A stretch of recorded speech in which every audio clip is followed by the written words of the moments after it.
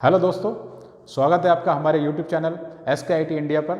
जैसा कि आपने पिछली वीडियो में देखा होगा, आपको बताया था कुछ इंपॉर्टेंट फुल फॉर्म। तो आज हम शुरू करते हैं, आपके लिए लेकर आए हैं एक न्यू वीडियो के साथ कंप्यूटर मेमोरी। ठीक है, आज हम आपको बताएंगे कंप्यूटर मेमोरी कितने प्रकार की होती हैं और कौन कौन सी होती हैं। तो आज स्टार्ट करते हैं, let's start. Computer memory, computer memory is a two type, primary and secondary. Primary memory, ठीक है। अब सबसे पहले हम प्राइमरी मेमोरी देख लेते हैं कि प्राइमरी मेमोरी में कौन कौन सी मेमोरीज आती हैं। ठीक है, तो नंबर 1 रैम और नंबर 2 रोम। ये दोनों प्राइमरी मेमोरी के पार्ट्स हैं, यानी प्राइमरी मेमोरी के अंडर में रैम और रोम आती है। अब आगे चलते हैं, ये तो मैंने आपको फुल फॉर्म पहले भी बताया था कि रैम की फुल फॉर्म होती है रैंडम एक्सेस मेमोरी। ठीक है, क्या होती है रैम की full form? Random access memory. ठीक है, नेक्स्ट रोम।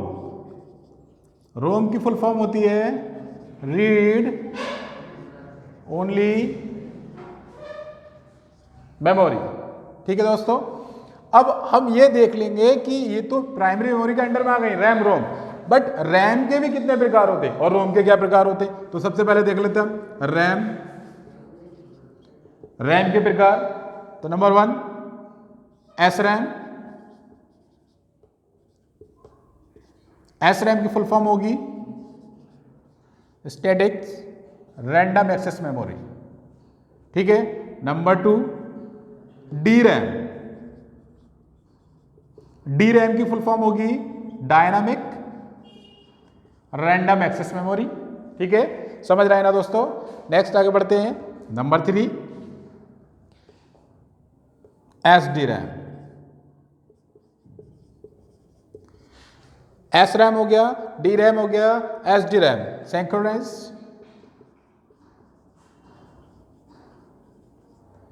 Dynamic random access memory. ठीक है दोस्तों, ये रैम के प्रकार हैं। ठीक, S RAM, D RAM, S D RAM. Next आगे बढ़ते हैं, नंबर 4 DDR2 एंड 3। ये दोनों पार्ट्स हैं। ठीक है, DDR2 भी आती है रैम और DDR3 भी आती है। तो आगे बढ़ते हैं DDR2 और DDR3। DDR की फुल फॉर्म क्या होगी? Double data rate. ठीक है, डबल डेटा रेट। ये हो गए रैम के प्रकार दोस्तों। ठीक है, रैम के प्रकार कौन कौन से हो गए? S RAM, D RAM, S D RAM, DDR2 या DDR3। ठीक, अब इनकी और डिटेल आगे नेक्स्ट वीडियो में देखेंगे, क्योंकि वो फिर वीडियो बहुत लंबा हो जाएगा। तो इनकी और डिटेल बताएंगे हम आपको, प्रैक्टिकल में बताएंगे कि एस रैम कैसी दिखती है, कैसी होती है, आप पहचान कैसे करोगे, एस रैम या डी रैम की पहचान कैसे होगी। ठीक है, इनका वर्क क्या होता है, ये आगे बताएंगे। लेकिन हाँ, मैं आपको ये बता दे रहा हूं इन दोनों के अंतर रैम और रोम में। प्राइमरी मेमोरी के अंडर में आता है रैम रोम। तो मैं आपको बता देता हूं, कभी कभी आपको ये सुनने को मिल जाएगा कि एक टेम्परेरी मेमोरी भी कही जाती है और एक परमानेंट मेमोरी भी। टेम्परेरी मेमोरी में आता है रैम और परमानेंट मेमोरी में रोम। वो कैसे? तो रैम का काम होता है प्रोसेस को करना, प्रोसेस आगे बढ़ाना। आपका कंप्यूटर लैपटॉप चल रहा है, ठीक, डिस्प्ले शो कराना, आपका मेंटेन करना, रैम का काम है। ये सब, ये सारे काम रैम के होते हैं। तो ये सब काम तब तक ही चलेंगे जब तक आपके लैपटॉप और कंप्यूटर में करंट आ रहा है। करंट आ रहा है तो डिस्प्ले आ रही है, यानी रैम अपना काम कर रही है। लेकिन अगर जैसे ही करंट चला गया तो डिस्प्ले गई, यानी रैम का काम खत्म। बट रोम का काम होता है डेटा स्टोर कराना। समझ रहे हैं ना, रोम का काम होता है। अब आप अपना लैपटॉप या कंप्यूटर पे कोई भी वर्क कर रहे हैं, तो आपने कोई भी डेटा सेव किया, तो किसके द्वारा हुआ? रोम के द्वारा। जब डेटा आपका सेव हो गया और फिर लाइट चली गई, यानी अभी लाइट आ रही है, आपके करंट आ रहा है, आपका कंप्यूटर या लैपटॉप चला रहे हो, रैम भी काम कर रहा है, रोम भी काम कर रहा है। ठीक, आपने कोई भी फाइल बनाकर सेव कर दी, यानी डेटा आपने सेव कर दिया, किसके द्वारा हो गया? रोम में सेव हो गया। ठीक, रोम के द्वारा सेव हो गया। अब सडनली लाइट चली गई तो काम रैम का खत्म हो गया, बट रोम ने अपना काम कर दिया। 10 मिनट बाद, 20 मिनट बाद, आधे घंटे बाद आप दोबारा से अपना लैपटॉप या कंप्यूटर ऑन करते हैं लाइट आने पर, तो आप देखोगे आपने जो डेटा सेव किया था वो आपको डेटा मिला। तो जब डेटा मिला तो वो किसके द्वारा सेव हुआ था? रोम के द्वारा, यानी वो डेटा तो हमेशा के लिए अब रहेगा, यानी परमानेंट हो गया। इसलिए रोम को परमानेंट मेमोरी भी बोला जाता है और रैम को टेम्परेरी मेमोरी बोला जाता है। क्यों? क्योंकि जब तक लाइट है तब तक रैम का काम है, लाइट गई रैम का काम खत्म, इसलिए टेम्परेरी बोला जाता है इसे रैम। ठीक है, नेक्स्ट पढ़ते हैं रोम। रोम के पार्ट्स देख लेते हैं। Number 1 P ROM, programmable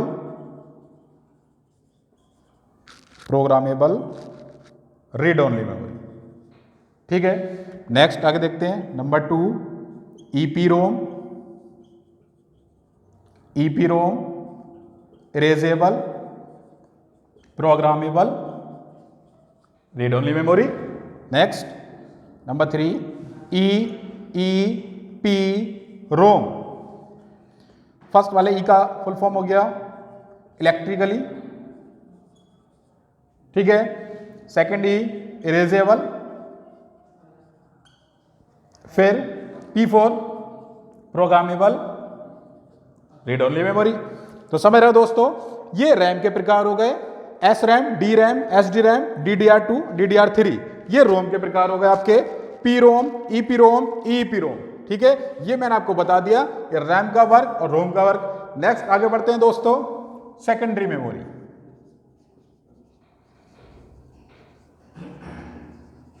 secondary memory, ठीक है। तो सेकेंडरी मेमोरी में क्या क्या आता है? FD, CD, DVD, HDD, PD। ये FD की फुल फॉर्म होती है फ्लॉपी डिस्क, CD की फुल फॉर्म होती है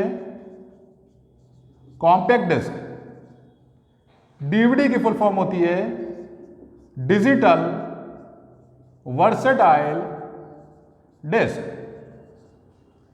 HDD की फुल फॉर्म होती है हार्ड डिस्क ड्राइव, PD की फुल फॉर्म होती है पेन ड्राइव।